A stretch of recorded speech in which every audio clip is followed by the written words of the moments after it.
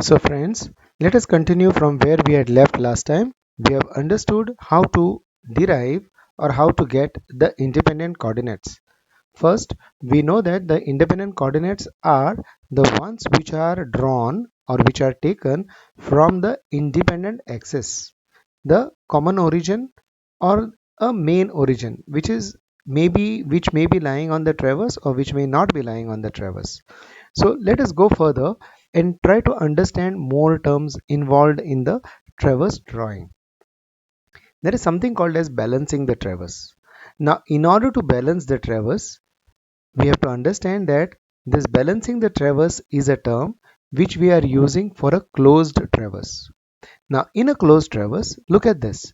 We have the traverse FGHIJ. Now when I try to draw this traverse, I have already got my latitudes and departures for each of the lines. So based on that, I have got my consecutive coordinates. So if I try to draw them, I start with my original point F over here. I have drawn the line FG. Based on the latitude and departure of the line GH, I have obtained the line GH. Then based on the latitude and the departure of the line HI, I have drawn HI. Then I have obtained the latitude and departure of IJ, so I could draw IJ easily. Then my JF. Now JF should ideally be closing onto F. JF is a line which ideally should have closed at F, but many a times we find that it does not directly close at F, but it directly ends somewhere else, and there is a gap which is created in between the last point so drawn and the first point of the traverse. Now, if the condition summation of all departures sigma d is equal to 0 and summation of latitude sigma L is equal to 0, if both these conditions for all the lines get satisfied, then we have got a perfect closed traverse, because then the JF will be joining at the first point.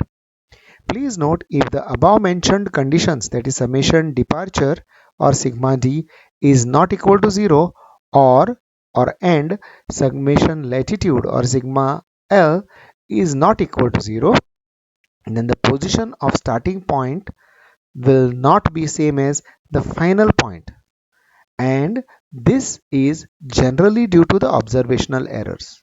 See, we try our best to take the best of the readings. We try to take the lengths 2 times. If I'm not wrong, we have already understood that we are measuring the lengths once from G to H, second time from H to G. We see that there is no error. Okay, similarly F to G, G to F. Similarly, we take all the angles by the method of repetition. We understand that the accuracy is very high. Still, after all this, there could be some observational error creeping in.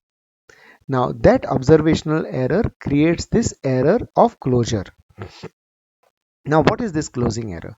The distance ff dash, the distance ff dash by which the traverse has not closed. The distance by which the last point of the traverse does not meet the first point of the traverse. The distance by which the last point of the traverse does not meet the first point of the traverse is called the closing error or error of closure. Now the closing error, the magnitude of that is given by root of sigma d square plus sigma l square. Now sigma d square and sigma l square we have already defined earlier, where sigma d is the sum of all departures of all the lines and sigma l is sum of all the latitudes of all the lines. So square of that departure sum plus a square of the latitude sum, that taken the under the square root sign gives me the error of closure. Now what is its direction? The direction theta would be defined by the term tan theta, which is equal to sigma d upon sigma L. So when I get sigma d upon sigma L, that value, if I take tan inverse, we will be getting the value of theta. What is the angle of the error of closure? So magnitude is given by E and the inclination is given by theta. Now We can't leave the traverse like this open, but we need to rectify it. That means there is some error in this and we need to correct for that error. We need to correct the whole traverse for the error. We just can't join the last line over here. We can't just join the last line to the first point and say that the traverse is done. But what we will be considering is that this is the result of cumulative small errors. Some error over here, some error over here, some error over here. So cumulative small errors have together come to form this particular error, that is a closing error. Now, balancing the traverse is a term which is generally applied to the operation of adjusting the closing error in a closed traverse by applying corrections to the departures and latitudes so that we get this condition, that is sigma d, sigma summation of departures is 0 and summation of latitudes is 0. See, finally this is the most important relation with which we have started. So what we do is we go on correcting all the lines, we go on correcting the latitudes and departures, individual latitude, individual departures, so that finally we get sigma d equal to 0 and sigma l equal to 0. Now how do we do it? Which are the methods by which we can do it? Now there are two methods which have been defined. One method is Bowditch's rule. We must have studied this Bowditch's rule earlier when we have studied compass. During the compass traverse, Bowditch's rule was well defined. We have done it, we have used it graphically. Now, Bowditch's rule is used or generally applied when the angular measurements have been inferiorly taken, but linear measurements were perfectly taken. So, angular measurement was inferior as compared to measurement of lengths. So, when this happens, okay, when we are sure that angles were not measured with that much accuracy, we can apply Bowditch's rule. Now in this method, the total error or the error of closure in departure as well as latitude is distributed in proportion to the length of the traverse line. Now why the length? Because we know that length has been measured more accurately as compared to the angles. So the error is divided with reference to the lengths, individual lengths of the lines. So the formula is correction to departure is equal to sigma d, that is the error in departure, into length upon the perimeter of the traverse. Sigma l is the perimeter of the traverse. L is the individual length of the individual line. So similarly, correction to the latitude is sigma L, the error in latitude, multiplied by the length of the individual line divided by the perimeter of the traverse. So once this we get, we apply the correction to each of the latitude, each of the departure.